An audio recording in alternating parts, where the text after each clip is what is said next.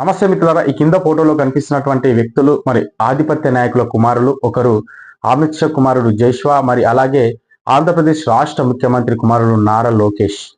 మరి నిన్న దుబాయ్లో జరిగినటువంటి పాకిస్తాన్ మరి ఇండియా మధ్యన జరిగిన క్రికెట్ గేమ్ వీక్షించడానికి మరి ఆంధ్రప్రదేశ్ నుంచి బయలుదేరి అక్కడ చూసినటువంటి నారా లోకేష్. సరే, ఓకే, వెళ్ళి చూడడం అయితే తప్పు కాదు. 100%గా మనం ఎంటర్టైన్మెంట్ చేయాలి. మన ఎంటర్టైన్మెంట్ కోసం మాత్రమే ఈ క్రికెట్ గేమ్.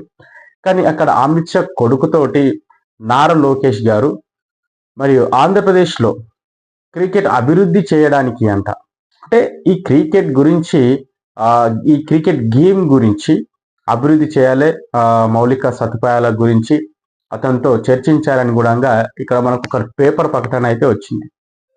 సో ఇక్కడ మనం ఏమంటున్నామంటే మిత్రులారా, ఒక క్రికెట్ గేమ్ అనేది జస్ట్ ఎంటర్టైన్మెంట్. ఆ గేమ్ నుంచి ఎవరికి ఏం ఒరిగేది లేదు, అంటే జస్ట్ ఎంటర్టైన్మెంట్ మాత్రమే. రాజకీయ నాయకులు ఈ గేమ్లలో, అంటే ఇట్లాంటి గేమ్స్లో ఎక్కువ తలదూర్చొద్దు. మీకు ఏదైనా పని ఉంటే బడుగు బలహీన పేద ప్రజల కోసం పని చేయడానికి మాత్రమే మీరు ఆలోచించాలి. ఇట్లాంటి గేమ్స్ కోసం సపరేట్ వీళ్ళకు ఒక స్పోర్ట్స్ అథారిటీ ఉంటుంది, వీళ్ళకు ఒక మంత్రి ఉంటాడు సపరేట్గా చూసుకోవడానికి ఉంటారు. మీరు వెళ్ళి మీరు క్రికెట్ గురించి అభివృద్ధి చేద్దామని మీరు మాట్లాడడానికి మీకు అవసరం కూడా లేదు. ఏదేమైనా ఉంటే ఆంధ్రప్రదేశ్లో పూటకు గతిలేని పేద కుటుంబాలు ఎన్నో ఉన్నాయి.